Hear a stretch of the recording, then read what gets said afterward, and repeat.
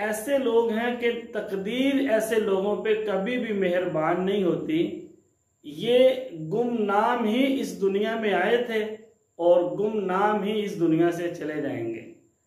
ना तो दुनिया में रहते हुए किसी की हेल्प की, किसी की मदद की, ना किसी के लिए आसानी की, और ना ही दुनिया से जाते हुए लोगों के साथ अच्छे ताल्लुकात बनाए, लोगों की खिदमत की, ना ही दूसरों के साथ अच्छी रिलेशनशिप कायम की, ना आप कोई ऐसा अमल किया, ऐसा काम किया कि लोगों की नज़रों में इज्जत बन सके।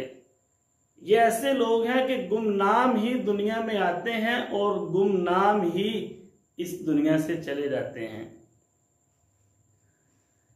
आप खुद देखें, खुद सोचें कि ये दुनिया सिर्फ तबसरा करने, राय देने, तनकीद करने, मशवरा देने से नहीं बनती, बल्कि इस दुनिया को बनाने के लिए मेहनत करनी पड़ती है, एफर्ट करनी पड़ती है, तब इंसान को कामयाबी मिलती है। हमारे मुआशरे के अंदर बहुत सारे अफराद ऐसे हैं, बल्कि एक पूरा तबका है कि जो हमेशा अपने फायदे को अपनी नजरों के सामने रखता है। किसी दूसरे को फायदा देने के बारे में, किसी दूसरे के भले करने, भलाई के बारे में ये सोचना भी गवारा नहीं करते। इनके जहन में भी नहीं आता कि किसी दूसरे को भी फायदा देना है। ये हमेशा अपने फायदे को, अपने मफाद को नजरों के सामने रखते हैं। ऐसे लोगों को कम ज़रफ़ भी कहा जाता है।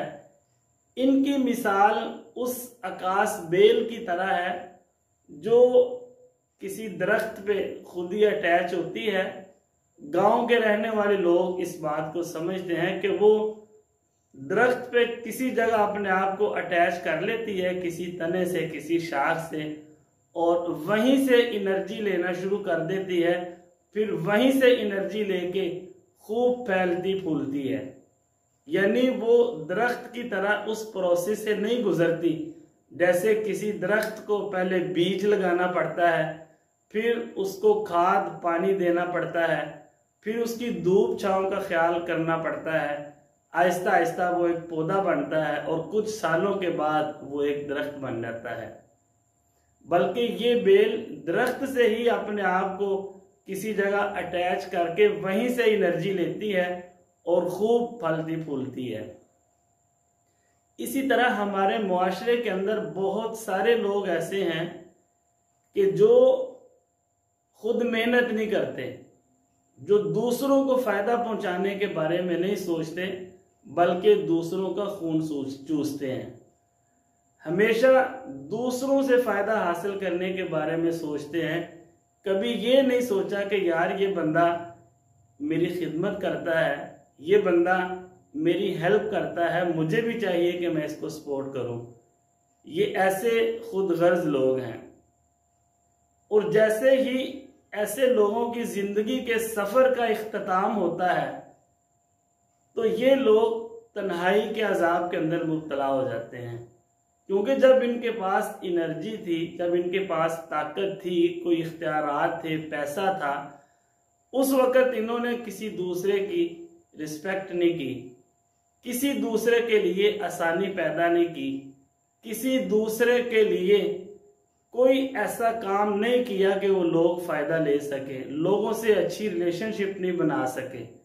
और जब इनके जाने का टाइम होता है तो फिर लोग भी इनकी परवाह नहीं करते। ये लोग तन्हाई के अजाब के अंदर मुब्तला हो जाते हैं और यही इनकी सबसे बड़ी नाकामी होती है। जिस तरह रात की तारीकी में सितारे अपनी चमक दमक से आसमान को सजा देते हैं, खूबसूरत बना देते हैं, इसी तरह दुनिया के अंदर भी बहुत सारे बाकमाल लोग मौजूद हैं जो दुनिया की इस तरीके के अंदर सितारे बन के जगमगाते हैं, जो अपनी रोशनी को, अपने फैज़ को बगैर किसी तासुब के, बगैर किसी नफरत के, बगैर किसी तफरीक के हर अपने और पराये को अता करते हैं। वो हर किसी दूसरे के लिए आसानी करते हैं, दूसरों को फायदा देते हैं, वो दूसरों की खिदमत करते हैं, वो अपनी इस रोशनी को अल्लाह ताला का इनाम समझते हैं और इस इनाम को अल्लाह ताला की मखलूक पे लगा देते हैं। इंग्लिश में ऐसे लोगों को सुपरमैन कहा जाता है। अल्लामा इकबाल ने ऐसे लोगों के बारे में मर्द मोमिन का लफ्ज इस्तेमाल किया और आज के इस जदीद दौर में हम ऐसे लोगों को हीरो कहते हैं। अब कमाल देखें कि जो लोग इन लोगों से, इन हीरो से मोहब्बत करता है, उनका अदब व एहतराम करता है, उसके अंदर भी उन जैसी सिफात पैदा हो जाती हैं।